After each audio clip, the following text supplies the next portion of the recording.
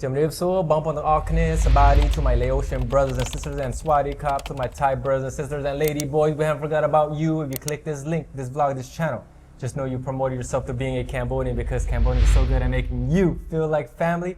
I want to go ahead and extend that to you. Today, we will continue exposing the POS, and I have a special guest. He doesn't need no introduction.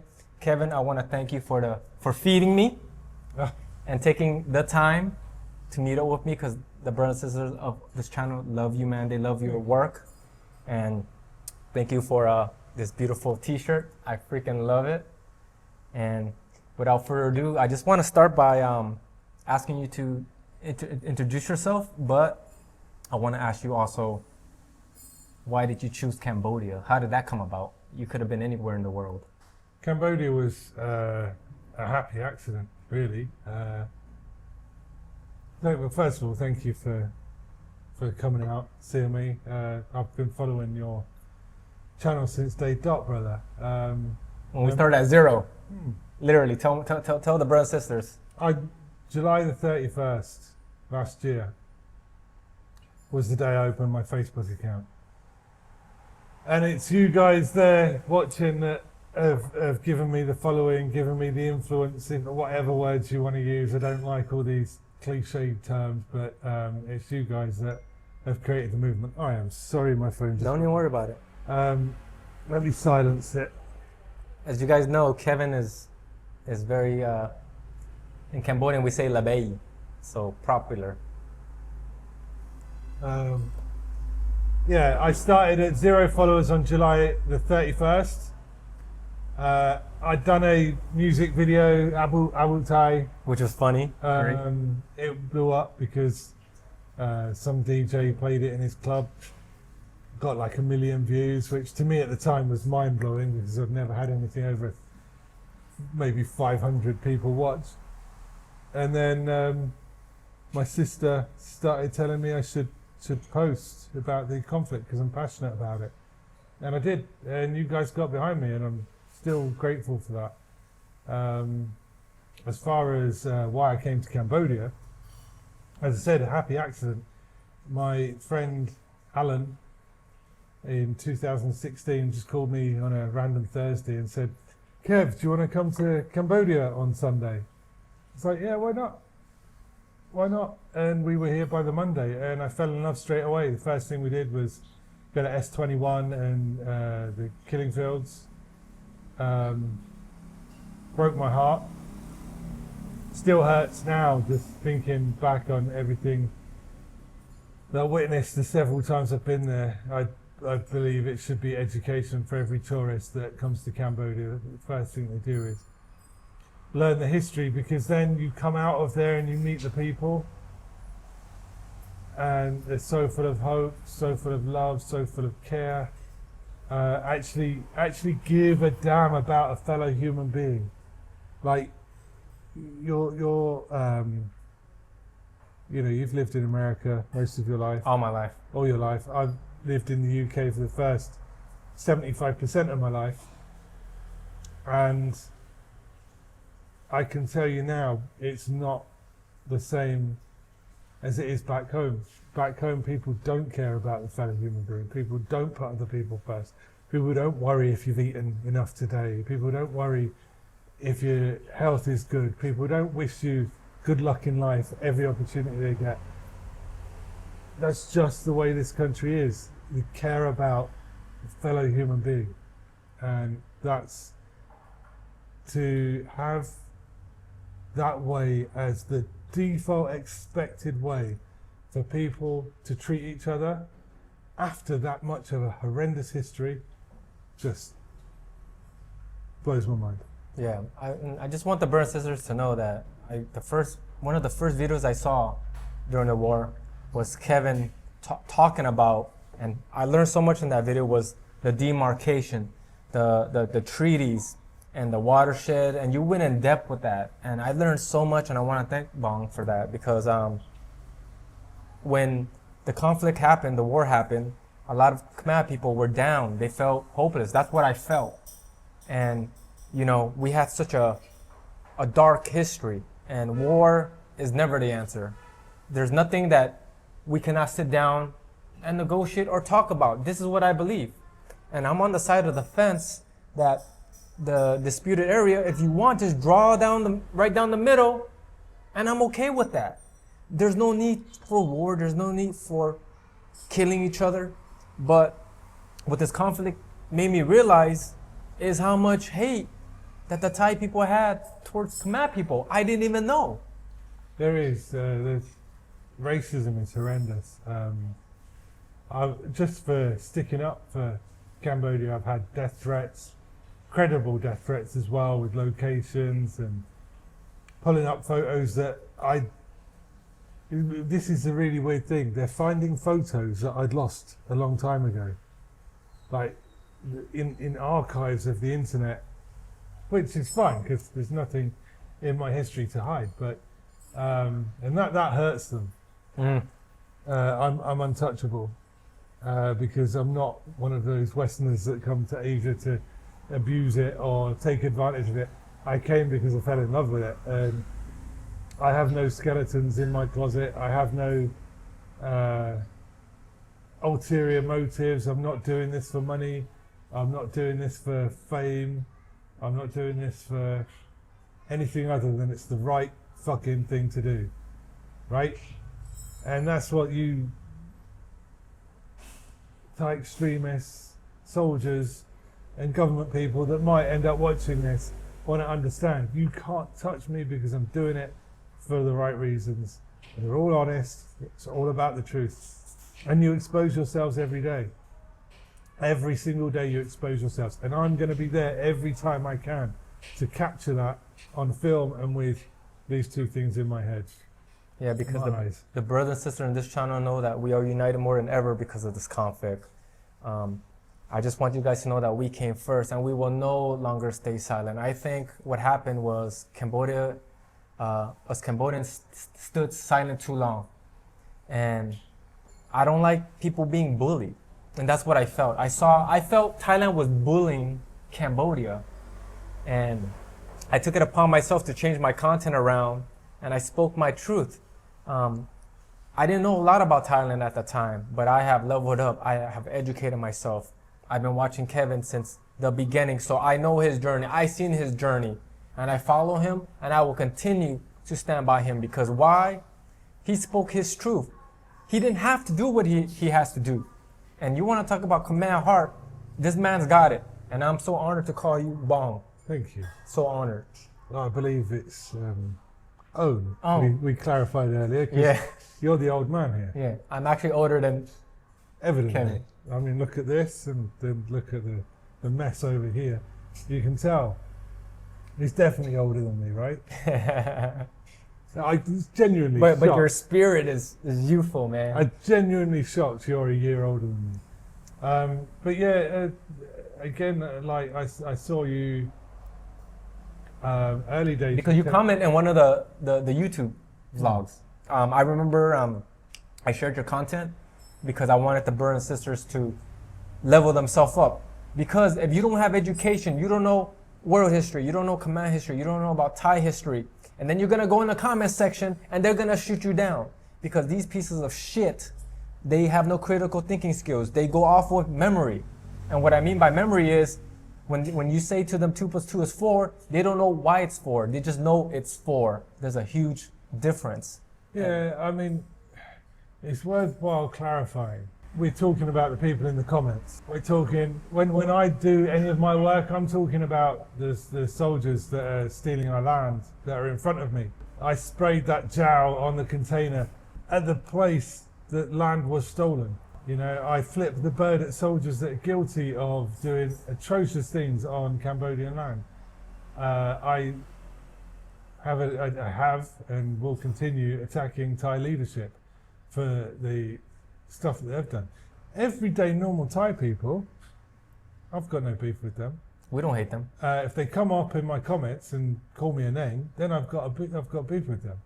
If they start spewing racism, then I have a problem with them. If they start spewing lies and fake news, then I have a problem with them.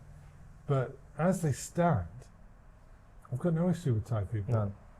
And Kevin, before we continue further, let's give a shout out to this wonderful location. Yeah, Long before I Cafe. forget, because we start talking and I'm like, I'll forget. Long Cafe in Prekliot.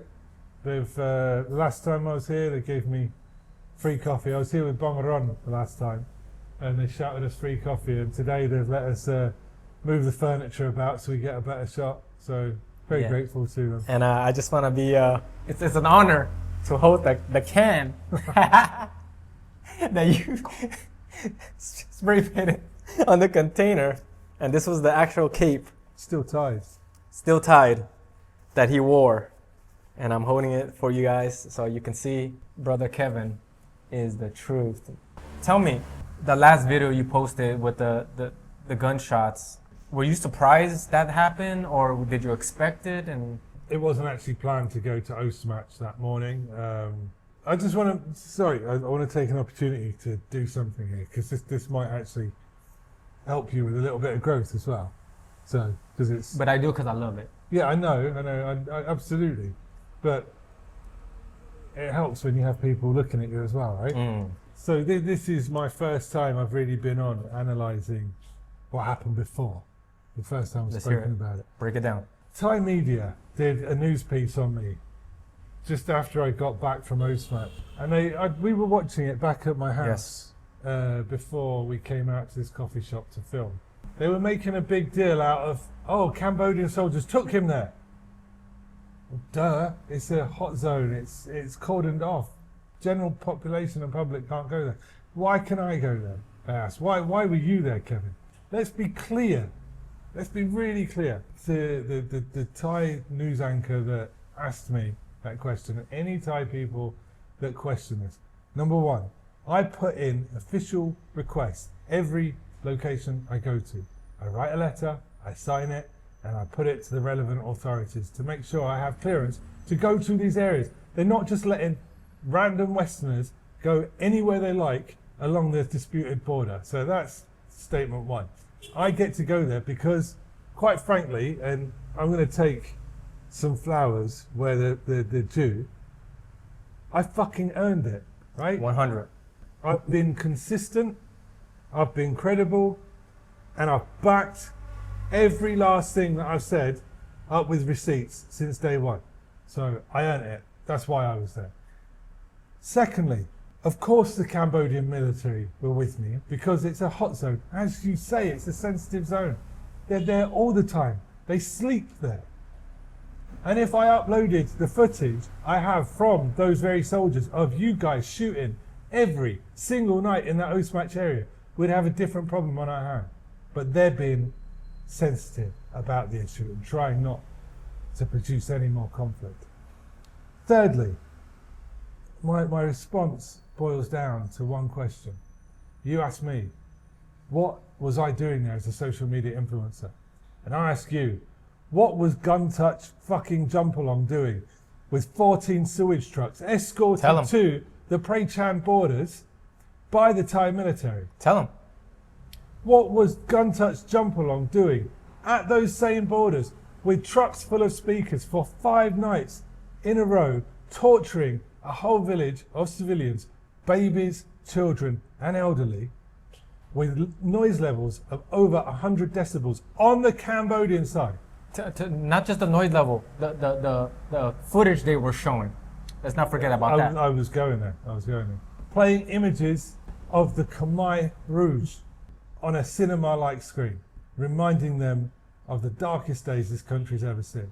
What was Gun Touch Jump Along doing at Tumodar on top of those containers with Thai soldiers either side of him pointing their guns at Cambodian civilians? That is provocation. Each and every step of it is provocation. Nothing I have done has been provocative. Zero. You might feel it because it hurts you emotionally, it makes you cry inside, it makes you a little bit butthurt, and it damages your ego. But none of it is provocation. I am a civilian. I am talking on Cambodian land, about Cambodia, about land stolen by an invading force. I sprayed containers on Cambodian land. I sprayed road signs on Cambodian land. I flipped the bird from Cambodia. And I'm a UK citizen. I don't represent Cambodia. Cambodians get behind me, but it's not them sending the message. So you're talking, to say I'm provoking, you're suggesting Thailand, I'm risking war personally with Thailand. It's Thailand versus Kevin Smith KH, not Thailand versus Cambodia. It's Thailand versus Kevin Smith KH. Because Cambodia, they authorized me as a journalist to go to these areas, but they didn't know what I was going to do. They certainly didn't authorize that. To suggest I'm provocative suggests Thailand wants to go to war with a civilian from the UK. If you can handle that, and you can deal with the legal ramifications of that and the international law ramifications of that, go for it. But that is the bottom line. Yeah, the problem I have with Thailand is they don't respect laws, and in their country, their laws changes like the seasons. If you go do some research, you will see what Bong is talking about. And if you can touch up, Kevin, on the demarcation, on the watershed, and you know the 1907 treaty, 1904, 1907 with King Rama the Fifth, I believe. The problem surrounding the maps, and I confess, a lot of what you probably watched in my first video is out of mind, a bit Homer Simpson-ish. Every time you learn something new, something old, For sure. get shoved out your brain. But my position, King Rama V agreed on the land borders with the French. He signed that agreement. He made a commitment on Thailand's behalf. And that agreement must be respected. King Rama V must be respected, as must the maps that they based the decisions on. And it's as simple as that. Any move away from those maps, from that agreement made by King Rama V, is disrespectful to the Thai royal throne lineage. And it's not Cambodia that are disrespecting King Rama V. Cambodia want to respect King Rama V's agreement with the French. And there's no reason to change those borders.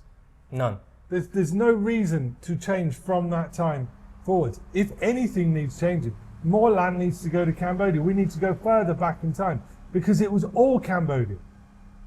It was all Khmer, all of Thailand. So if you want to start searching back through history, why do we stop at certain dates that are convenient to Thailand? Why can't we stop at dates? Let's go back to the year 900. You know, fuck it, let's go all the way.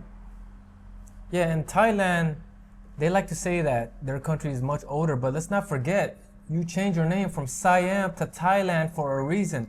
Their king did it, a process called Thaification. Thailand's not older than Cambodia. That's a bunch of bullshit. Yeah. You need to stop this we're better than you, you're better than us nonsense. Okay, there's a lot of shared culture, there's a lot of shared history. Cambodia and the Khmer Empire is historically much older than the Ayutthaya period. It goes back hundreds of years before then. So there's no question about which culture is older or younger. It's just not a debate. And it's the same where, as far as religious sites like Preah Vihear, Angkor Wat, and so on, they're Khmer. Majority of temples in Thailand are Khmer. So that's why I say shared culture. These Khmer temples are on Thai land. Majority of Thailand's tourism relies on Khmer culture. Heavily. The Thai king is crowned in the Khmer language, coronated in the Khmer language. Thailand is sharing. Some people would say stealing, some people would say copying, but for the sake of argument, let's say sharing a lot of Cambodian culture. And it's not my fault they don't want to admit that. That's the problem we all have. Well, it doesn't matter what. We run by history books. Apsara, Khmer, Gong Khmer, a lot older than Muay Thai. and a lot tougher as well, for sure. Even the Apsara dress, you know, you can go back far further. I mean, the Apsara is on the bas reliefs of Angkor Wat. So is Gunkamai. That dates it. It makes it undisputed. It takes any question away from the argument. It just is like this. No 20th century written Thai history book that's taught in their primary schools is going to change that fact. That's just the way it is. And the world sees it and the world accepts it, other than Thailand. I appeal to any Thai people watching, because I block your country from my Facebook for a reason. That's not because I don't like all of you or anything like that. It's because the vile side of your country, which is the extremists, the racists, the military and the leadership, they are constantly trying to control the narrative. So they will send MMOs, bot farms, spam farms, and they will try and destroy anybody that speaks up. That's why I can't get a video to last more than 5 minutes on TikTok. I created an Oggy and the cockroaches animation of my spray painting. Like with me, Cambodian flag, that flag there, did an animation with AI, 30 seconds long. Banned on TikTok. Why? No reason. Offensive content, they said. Wow. There was no Thai flag, there was no mention of Siam, there was nothing about Thailand whatsoever. It's because it was me saying it and it made some of the extremists butthurt. That's why. I managed to get it back online after protesting, but I'm suppressed heavily on TikTok because moderation for Cambodia is from Bangkok. So, Kevin, let's backtrack a little bit. You were living here, and remember when they closed the border unilaterally? Can you speak on that? Give us that time period. Like, what happened right after they closed the border? I can't remember the exact dates, but or just the situation. Thailand decided to close the border after they shot our soldier on the 28th of May. It was sometime after that. Tensions were rising politically. The phone call between Samdech Techo Hun Sen and the Thai Prime Minister at the time got leaked. I think that was before the border was closed. Then the border was closed. They started threatening to cut off our electricity and internet. Then Samdech Techo Hun Sen said, "Screw you" to Thailand, and cut it off for them. He cut off the electricity supply and he cut off the internet, and he rerouted the internet via Laos.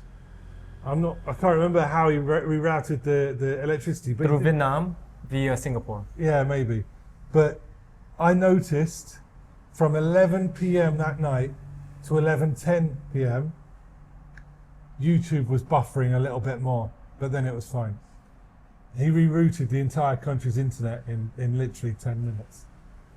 And that's how much we relied on Thailand. If you remember, in all the hate in the comments were, "We're gonna cut you off, we're gonna..." No, I remember in 48 hours, we're gonna be bankrupt and we're gonna be poor. Yeah, and you're going back to the Stone Age. Yeah. And 10 minutes of buffering.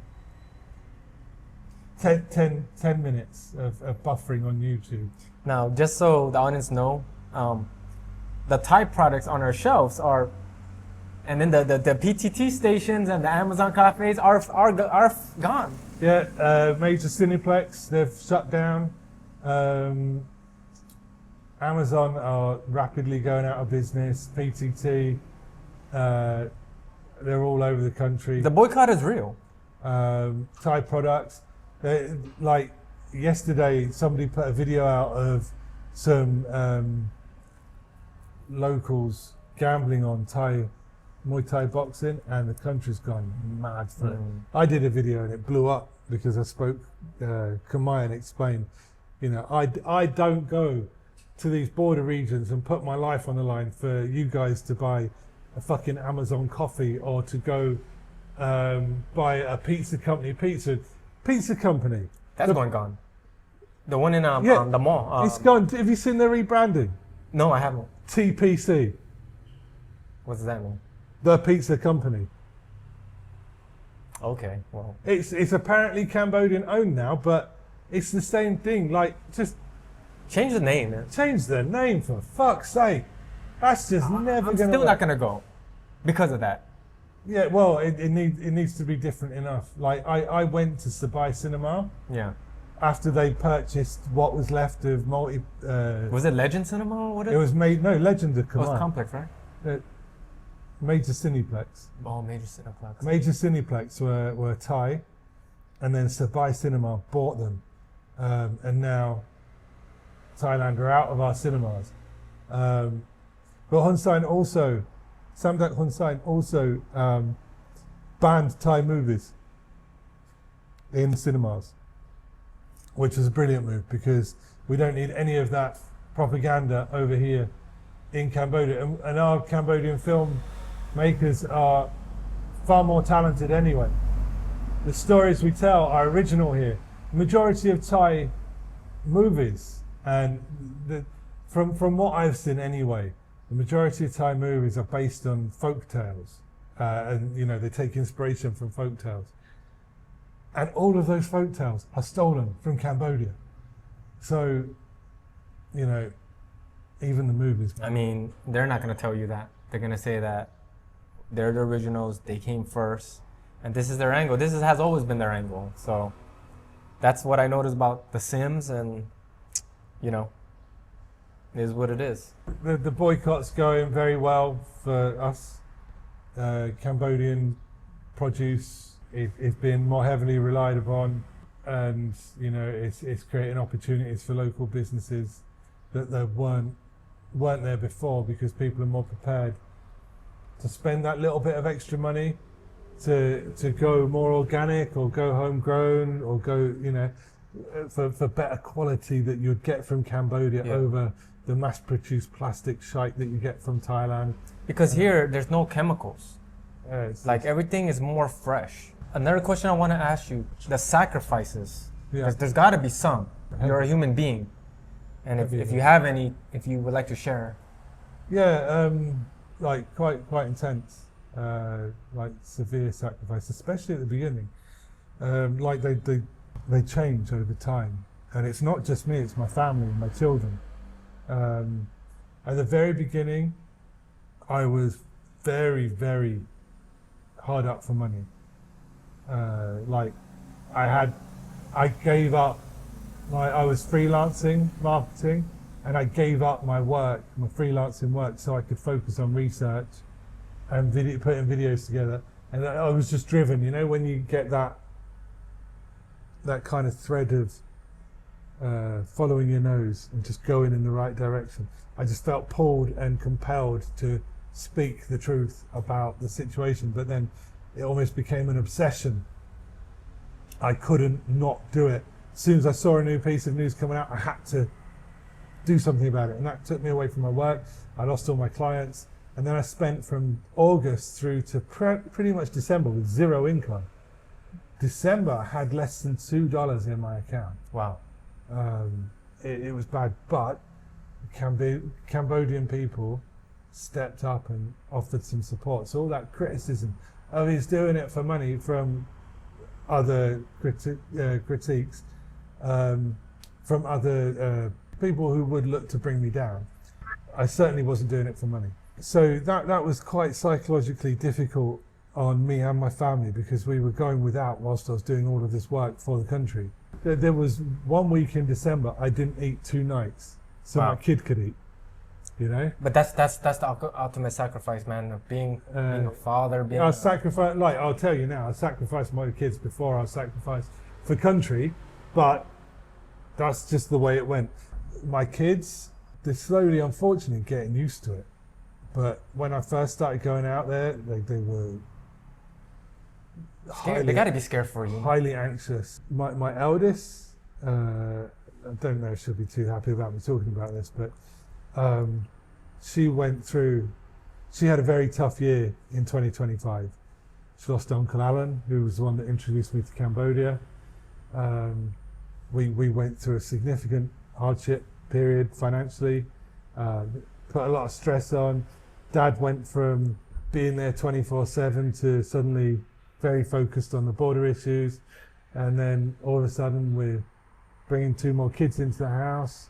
Lots of changes. Then she went to a new school, boarding school, so maybe feels like 2 new ones coming in. She's being picked, you know, and then so there's trauma there already, and then the 2 new ones. So you know, sorry to say new ones, but additions. They went through the war at the border. They had one of them was chased by fucking F-16. She's got serious trauma. One of them has nightmares, like every night, serious trauma. And then they're seeing, they consider me dad already. We're very close. Then they're seeing dad going back to the place where the F-16s were on a regular basis. And then obviously life on the line type stuff. As I said before, there's no fear. There is still common sense. Facts. And common sense says I'm doing some very high risk stuff. It just takes one pissed off soldier. And that's it. I don't know the result. Those people actually thought I was killed on the 13th. There's a lot of people that mistranslated what I wrote into I was shot and killed. Well, because at the end of the day, we love you. And we don't want nothing to happen to you. What actually happened, because the rumours circulated that I'd been killed, it got into my kids' schools. I'd already pre-called the schools to warn them that, you know, this news is going to go out to protect my kids. I straight away after I came out of there, I said, look, this video is going to be uploaded. I don't know how it's going to hit because it's national news level stuff. Yeah. And it ended up being international level news. So I pre-warned my eldest and my 2 younger ones' schools. This footage is going online. Please protect the kids because it could rapid fire spread through the school, and it did. Wow. My eldest was prepared for it, but it still shook her that people were saying Kevin Smith's been shot. And then my younger 2, same thing in their school, but you know, it hit them hard. It hit them hard. And these are tough conversations to have with your kids. Dad, why are you going to the border? Just stay at home, be safe. You can talk on Facebook. Mm-hmm. And it's like, I know that, but the visuals behind me are important for people to see. And I managed to get some vital evidence. Well, because you're doing the real journalism, the real work, because it's easy to sit behind a table and a laptop and then just gather information. But it's not the same as you witnessing what you saw there, seeing the people, displacement people, and risking your life. Because a normal person like myself would be pretty damn scared. I'm not gonna lie. I think anybody would be. I'm not trying to claim that I'm Superman or anything. I actually worry that I recently, and this is serious, I'm not joking now, I actually worry that I have no fight or flight. You know, most people have some sort of fight or flight mechanism. I genuinely don't think I have. Looking back at that video of me at Osmatch, when the first two shots were fired, I just went, fuck. But that was the limit of my reaction. And if I was somebody third party now watching that, I would think that I'm either stupid or had a death wish. And I'm neither. I'm definitely not stupid, as much as some people will say I am. And I definitely don't have a death wish. I just think that maybe my fight or flight is non-existent. And I think that's useful. And I'm going to use it. Yeah. I'm going to use it for sure. That's you notice a lot of the things I do for very specific reasons. I'm wearing the same amount of armor now as I wear at the border, which is none. And there's a reason for that. It's because if they want to kill me, they will find a way whether I'm wearing armor or not. Secondly, it's a much bigger statement for me to say, I'm here unarmed, unprotected, no helmet, no body armor. Only thing that's protecting me are the words coming out my mouth. The only gun I have are words. You are standing up there, tough man complex, with a gun, with body armor, scared of the words that I speak. That in itself is symbolism. That in itself is activism. And I'll keep doing it. There was this house that you helped rebuild that you showed me. You want to talk about that? Because I can talk about it. So it wasn't a house that I helped rebuild originally. I'll explain the story from the start because it's important that it's factually accurate. Some of you who watch my channel will remember I interviewed young Rotin in Previhir in the camp when I stayed there overnight. Stayed there 2 nights. So I could talk with authority about what the conditions of the campsite are. Then Rotin came over and told me her story. She volunteered it, and she told me how she was chased by F-16s while she was riding a motor along, bombs dropping behind her. She had her 8-year-old sister Svenir on the back of the motor. wow. I ended up adopting Rotin. She now lives with me. She's got a scholarship Wow. to Westline School, and she's doing really well.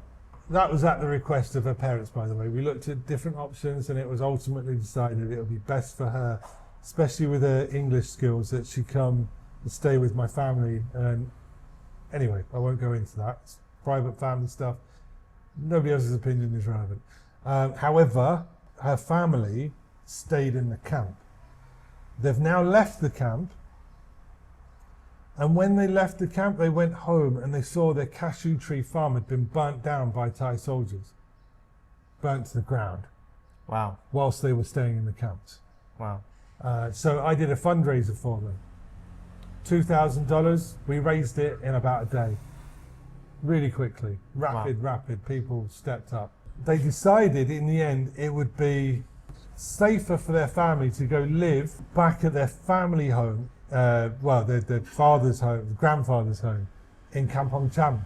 But there wasn't enough room for them there, so they used the $2,000 to start building a house on a bit of land that the grandfather owns. $2,000 isn't a lot of money to build a house with, but they managed. However, we've had bad weather and the wind blew this incomplete house wonky. It's now not safe to live in, and it needs about $1,500 to $2,000 of repairs, and to strengthen it up, put in a proper insulated roof to insulate from the heat. We're going to put 9 concrete pillars in the ground rather than it being on the floor. I'll send you some pictures so you can b-roll it. But it was on the floor, but we're going to put it in the air, so they've got 2 levels. They've got shade to relax in downstairs, and they can go up to the upper levels.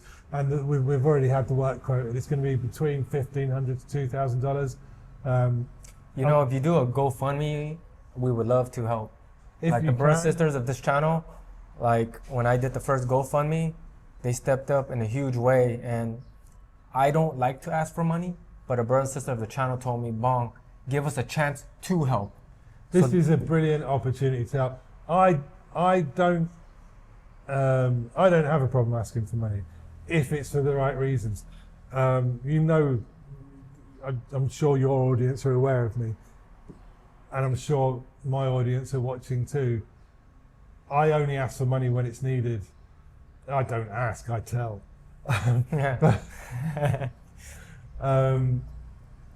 It's needed. And I know I've helped this family already, but in several ways. But they're dear to my heart. It's helping me as well as helping them, because I can't. I'm a bit funny up here. I can't do certain things unless I know those close to me are taken care of. And this particular family are important to me because they're my now adopted daughter's extended family. They've gone through so much pain. So much pain. First, they were driven out of their house on 2 occasions. First war, second war. Then they go home. Their entire business, entire income stream has been burnt to the ground. Then, when somebody steps in and tries to help them, they do the best they can with what they have to try and set up a new life, and bang, natural disaster takes it away from them too. I can't just sit by and watch that happen. I can't do all this border run stuff with that over my head, you know. Yeah, because I have 2,400 brothers and sisters, and if we all do like $1, we'll get to that target pretty easily, and Yeah. a little goes a long way. So I've raised some already. I'm going to put some of my own money in as well. Hopefully I don't need to, but if I need to, I will. And because together we can do more. yeah, and I'll put together something on my page if I need to as well. Like between us, we can. Yeah, let's brainstorm, and then we'll roll it out, and then I'll definitely, if the brothers and sisters can help, they will, because they stepped up, and I told you, Kevin, I was shocked. Well, like, I mean, I know you're the little and a lot type, where, you know, if everyone gives $1, we'll get there quick. We'll get there quick. I'm the type, if you've got a couple of $100 burning a hole in your pocket, send it to us, because we only need, think of it, 10 of you with $200 burning a hole in your pocket that want to help. Send it across to the GoFundMe, whatever we set up. That's it, done. I can get back to worrying about the border instead of worrying about this house. I can get back to doing what I'm doing. 10 of you with a couple of $100, 20 of you with $100. I've already raised some, so it's less than that. The people that criticizes you, Really? Well, There's people that criticise my heroic work. yeah, there's How that, fucking believe it or dare not, they? there's people that criticize you. For sure. I've not seen any true Cambodian. Not one. Not me. Especially not Cambodians in Cambodia. Mm-hmm. And that's no criticism to Cambodians outside of Cambodia. I'll get to that. But I think there's kind of...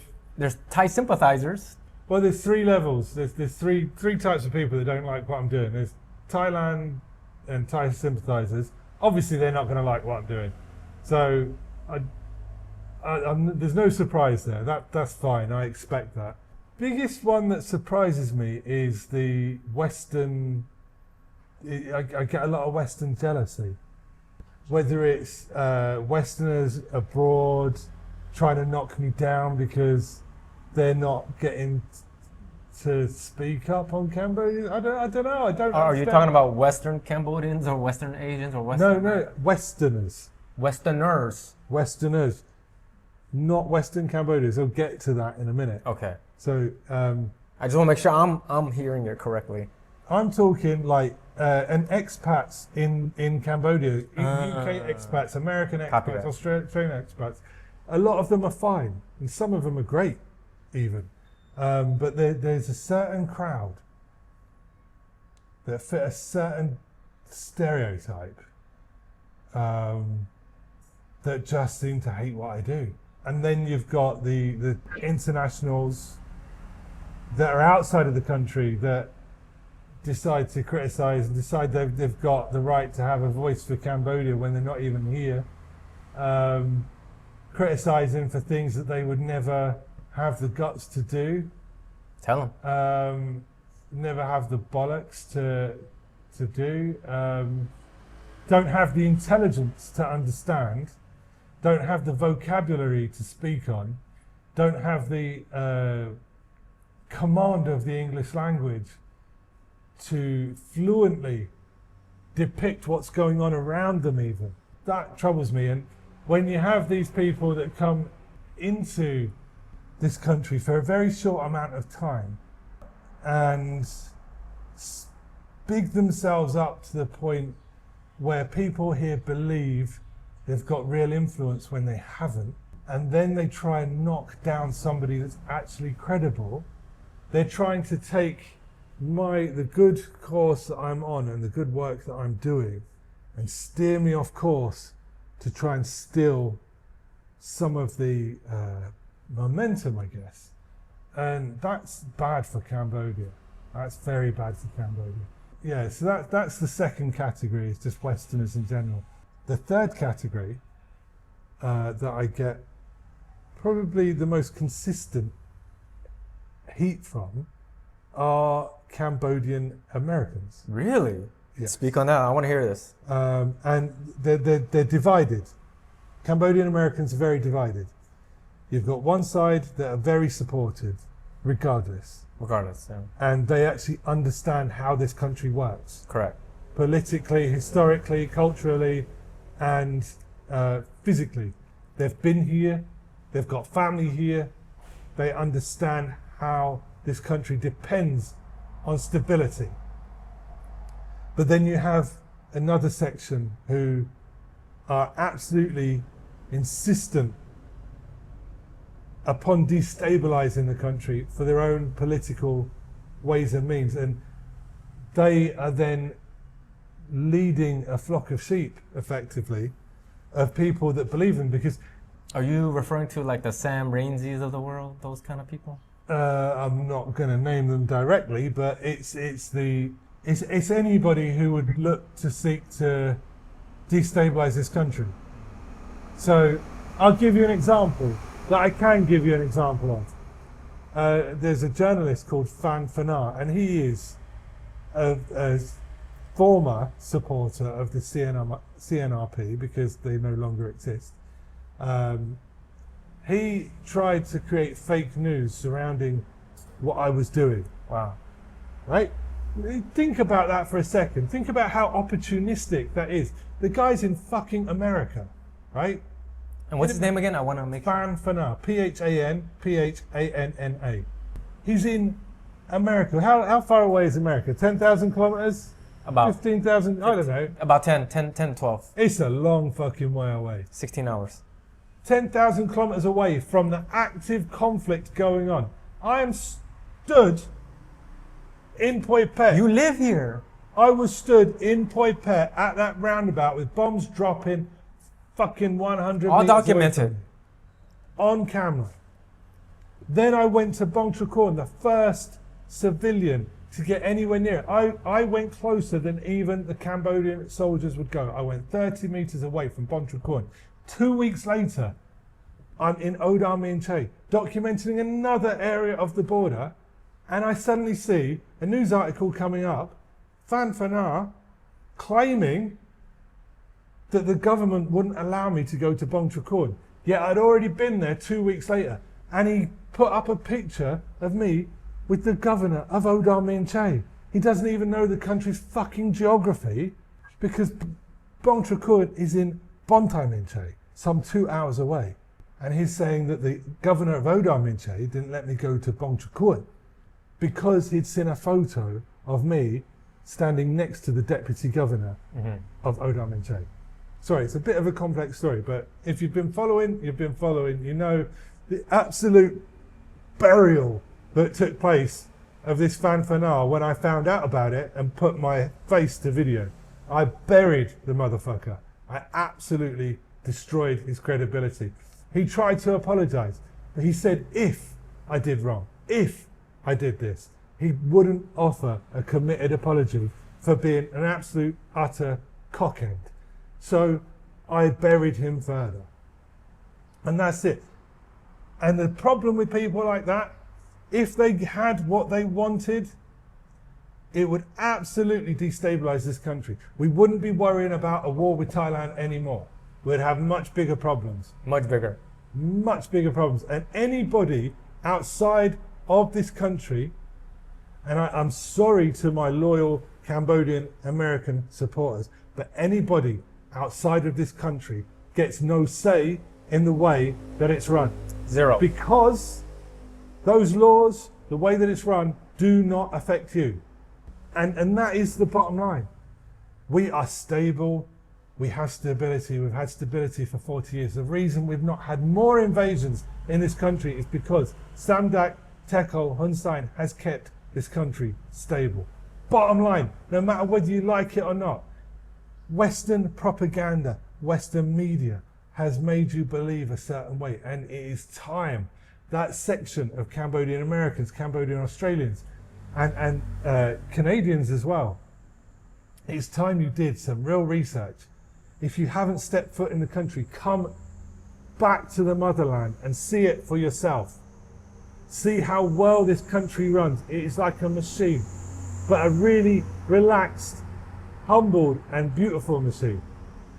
The people are taken care of. I've witnessed absolute fucking miracles during the past 6 months. I've seen whole villages go up in days. I've seen civilians have 5,000 bunkers in Preavihir were dug in 16 days. Wow. 5,000 bunkers for the civilians to keep them safe in their own homes in case those motherfuckers across the border started shooting again. That to me is a country that loves and cares about its citizens and puts them first. So anybody that believes they can run the country better need to fuck off, because you cannot. You don't understand the dynamics. You don't understand the politics. You don't understand how it would push us into a potentially... They forget that Cambodia really started growth since 1992. That's not too long ago. You're talking about 25 years for us to get from when I came in 2007 using toilet paper as napkins to now a full-fledged modernization. This country has grown and grown and grown. Human rights, far better. Free speech. You have seen the way I can flip the bird at each of the borders. I can say what I want when I want. I know, okay, people are saying white privilege. Yeah, maybe there is a little bit of that. Maybe there is a little bit of it because I'm a UK national. Maybe I get to do these things because it's safer politically, potentially, for me to say them rather than one of you, but it doesn't matter. They are being said on Cambodian soil and I'm not being held back. I say all the things that you guys want to say back home, but don't Amen. quite know how to get the words out in the right way that the Western audience will understand and feel you. I can take your feelings and I can put them into words and I can put them into actions and I can send them and broadcast them. And that's what I've been doing. That's why you're supporting me, I think. That's generally why I feel that you're supporting me. And I can do that on all levels. You gave us a voice when we didn't have none, because Kevin will tell you we didn't have no voice. Everybody was Team Thailand, the media, all this. And Cambodian's voice was none. And then he stepped up, a bunch of other few content creators stepped up. He hears your comments, he reads them. What you're echoing in your heart, what you're feeling, he's carrying it on his shoulders and he's doing the work. And this is why I support Kevin. Like, brother, I mean it. Put the arms down, Russ. Just Kevin Smith, KH, is right. need to remember that. And I'm making sure he's the only one wearing them, because it'd be uncool to wear one of my own t-shirts. Well, no, it's fine. It'd be cool. But yeah, I won't stop until I'm no longer needed. Well, I won't stop because I will no longer stay silent.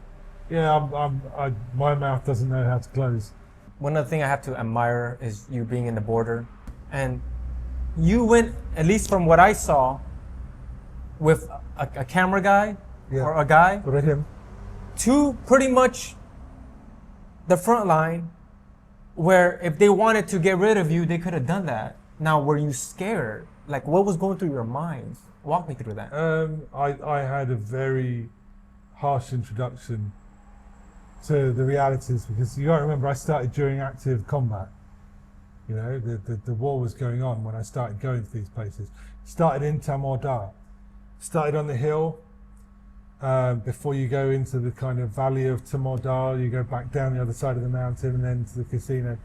We went to a military outpost that overlooked the entire mountain range, and we stood there for an hour watching drone bombs exploding all across the landscape. Wow. Knowing that we were heading in there as soon as one of the soldiers decided they would drive us in there, because none of the soldiers that were with us wanted to go. Finally, one brave soldier came up. They're all brave, but one particular brave soldier said he would drive us as long as we gave him the keys to our car, and he drove us. And that's probably the only time I've feared for my life, is the driving of the soldier.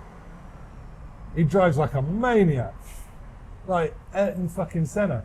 But I wasn't scared. But then he warned me that there was CCTV in the area, installed by Thailand. They weren't sure where it was, and that they were sending drone bombs out to anybody that got too close. And he gave me 5 minutes to shoot.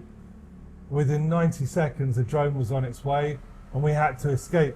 Then the next day I was in Poi Pet having bombs dropping all around me, roundabouts here, bombs are dropping just over the other side of the buildings, and then one landed within 100 meters.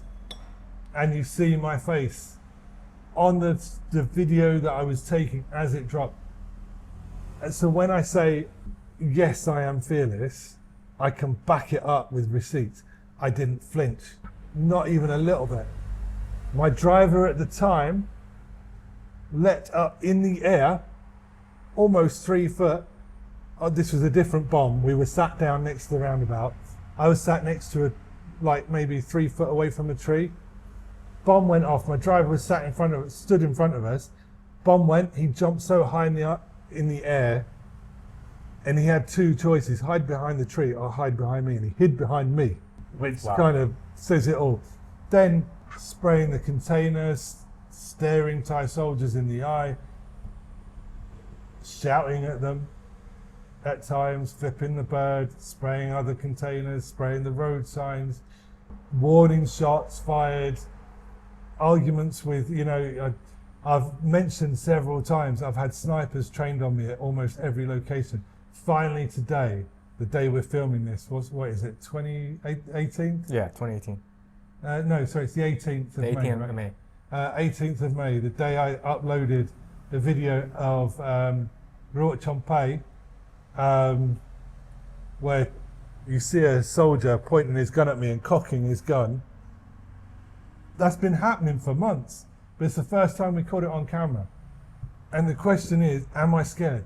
No, I'm not. I almost leave my body as I walk down those roads, because fear serves no purpose in those situations. Fear does not help me get the message across. I have to leave any thoughts of fear out of my mind.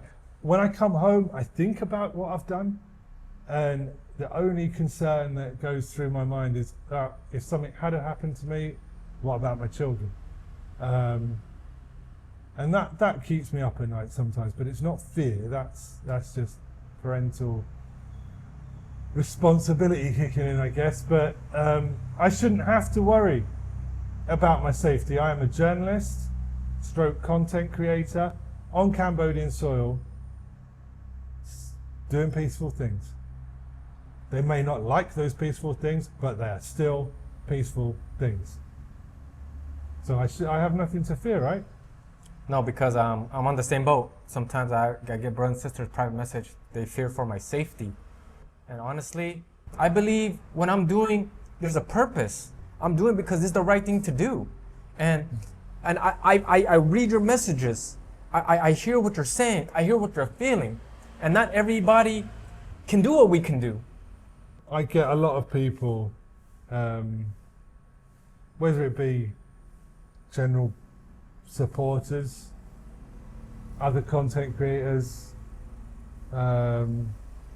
even sometimes parts of the provincial authorities that aren't supposed to be on the official team. Sometimes they want to get involved too, but it's not the Kevin show. I know some people feel, those 3 groups of people that criticize me feel like I'm trying to make it the Kevin show, like another foreign influencer did when they arrived. They made it about themselves. It's not the Kevin show. You notice every place I go, I send Cambodia's message. Yeah, maybe I do something a little bit controversial, whether it's spraying a sign, waving a flag on Cambodian land's not controversial, but flipping the bird, whatever. I do that because it triggers that initial virality, and then eyes are on me to then send the actual message that needs to be attached to it. And that's what helps spread the message, and that's why it's working, because of you guys, not because of anything else. Me doing what I do is half the job. You guys pushing my content is the biggest stuff. And just keep on doing it. Keep on doing it. And I'll keep on doing what I'm doing. We've all got our place with this. My place is out there doing what I'm doing. You guys need to push, promote, shout, You keep doing your Yeah. analysis on everything, and if you're in Cambodia, you've been doing a lot of humanitarian work, right? Most of Yeah, it. because it was more about, hey, being thankful to grow up in America, having an opportunity to do what I do, and what's good with money and all that if I can't come and help somebody else. That's Yeah. my initial. Well, That's who I am. like I set out with no intention other than truth. I started I fucked about on TikTok for a bit and then gave up on it. And I was going to stop because I had that feeling that there's no way I was going to be able to create a platform because TikTok kept banning me. Correct. 50k banned, 80k banned, 50k banned, 50k banned. This is all in the space of about 5 weeks. I've got 5 accounts with Wow. massive followings banned very quickly. Wow. It really picked up quick. And then I sort of kind of gave up and said, okay, my sister said, just put some of your content on Facebook. And I did that, and then I feel like Facebook is more freedom of speech because even with YouTube, there's community guidelines. Facebook is a lot harder to go viral on, but once you're there, you're there. TikTok's easy to go viral on, like very easy, but the message doesn't permeate into national conscious. I mean, people ain't going to international TikTok conscious. for education. No, they're going on for viral dances. I had one influencer in particular, a guy called Melon Cholin. He shared one of my videos after I'd almost not given up, but I was like, I'm gonna No, because it takes a lot of energy and a lot of to heart. keep getting banned, yeah. But he shared one of my videos on Facebook, and pow, it gave me my first 20,000 followers pretty quickly on Facebook. Wow. And then it just grew. And ever since I hit the 100k mark, I've been doubling every 90 days. Now Beautiful. 456,000 followers. Dude, when I first Beautiful watched you, I think you had like 500. Yeah, nothing. But it doesn't matter whether I don't care about my following. The important metrics as far as that's how many people are watching me locally and internationally, because that means Cambodia's message is getting out. Hundreds and hundreds of millions of views, hundreds and hundreds of millions of people have watched my content now, have watched Cambodia's Truth, thanks to you guys pushing it out there. And that's significant because that is bigger than all of international media 100. and all of local Cambodian media 100. combined for the subject of the conflict. I get more views than they do 100. combined. That is CNN, Al Jazeera, BBC, Khmer Times, Phnom Penh Post, all of them together, I outrank them in views. And that's powerful, and that's you guys. Yeah, okay, I'm putting the right words down, but it's you guys pushing the message. I lose you guys, I'm just a guy shouting at a screen. Same. So before I end this vlog, I just want to tell you, brothers and sisters, that there's nights that I don't sleep. I'm up editing. I'm trying to find content, teach our brothers and sisters of this channel. And in this channel, just go to the comment section. Bong already told you, we have so much brothers and sisters with so much wisdom and knowledge in this channel. You have a question, put it down. And when I read your comments, no matter how tired I am, it keeps me going because I know, I understand the fight. I hear you. And Brother Kevin, much love and respect. Alkon Chan Chan. And Mate, we don't do pussy handshakes. We do heavy man grabs. yeah. No pussy handshakes. Careful you don't shake the laptop.